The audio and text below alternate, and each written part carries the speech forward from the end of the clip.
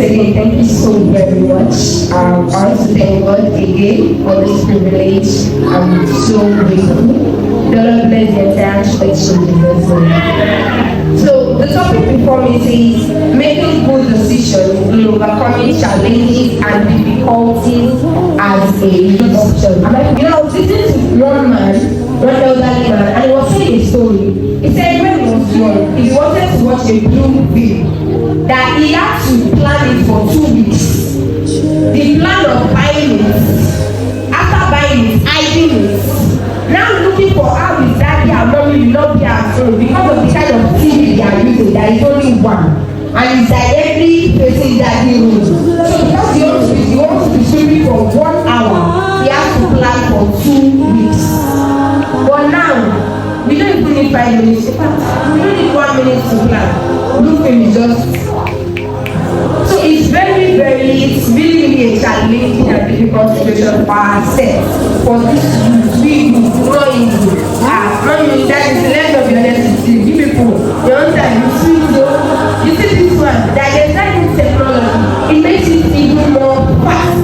You can see a 2-year-old already knows how to operate an Android phone. You see little children and then you're like, you have to continue telling them to drop the phone, or you have to be watching what they are watching on the phone, because you won't know inside your dogs zoom off cocoa melon and they are already melon, another melon entirely. So it's a very, very dicey thing for you, and the Lord is helping us. It's not easy. It's not.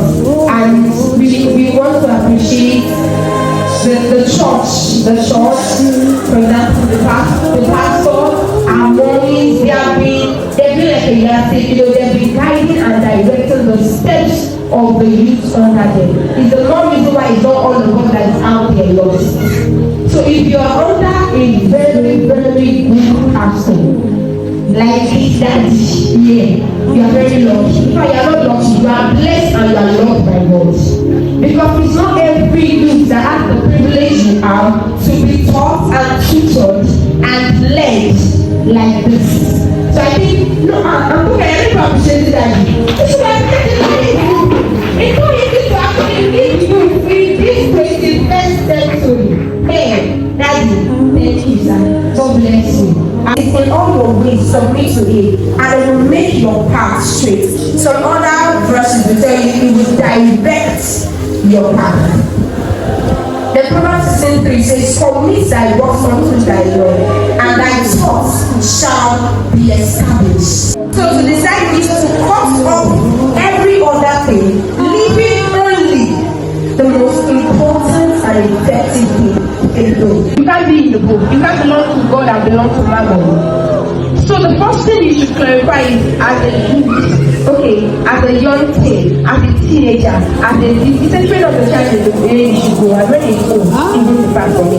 The way they've been training us, is that the way we want to continue, we find a better way. If that way is the way we want to continue, then do we even know this person? In the book of Acts, Paul had to correct some people. Why? Because they were paying homage to an unknown God. Do you know the God who comes to church every Sunday to worship? Or are you just one of those that comes to warm our chair? You just make sure that, okay, they don't have empty chair in church. Or you know this God. You're not like the atheists that are worshiping an unknown God. So the first and foremost is that you know God for yourself. And so that has no more than enough justice on introducing God to us. So you go in and say, God, he says, if you seek Him, you will find Him. He doesn't hide His face. So do you know God? To make decisions, that's one of the first decisions you should make. Decision to know God. I want to know God. Then when you know God, the secret behind knowing yourself is knowing God. So when you know God, if you choose, it will increase this. It's not Christ, but it is God figure.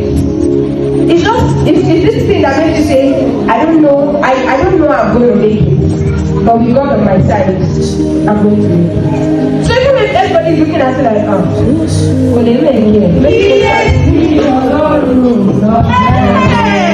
So once you know what the Lord has said concerning you, you know yourself, your association. You know, the Bible was not joking when it said be careful, do not be deceived.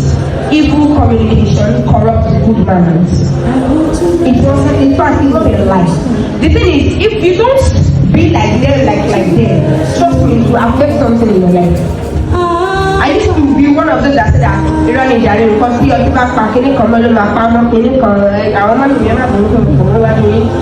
you understand? I used to sound like I know who I'm going, I know who I am. So whoever I'm rolling with doesn't affect. It will affect. You know why? Because somebody that is not going where you are going is so down. You may not become like them, but your frequency and your speed will be affected. So look at the people. There are three kinds of people you need to be careful with.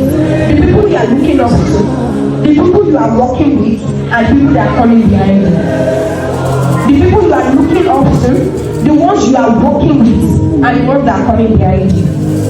Growing up, daddy, because I'm not going to tell your man to pack up. What do you want to execute you want to know? You want to tell you, so growing up like that, I was very conscious of those coming behind me. Okay, this is the kind of people I want to be like. I was conscious of those in front. But you know the people we are careless, don't be watched.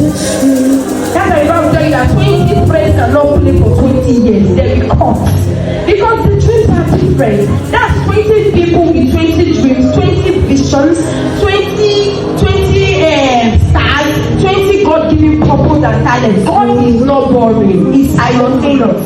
He cannot say 20 of you, pata, you go into the same ministry. Come on.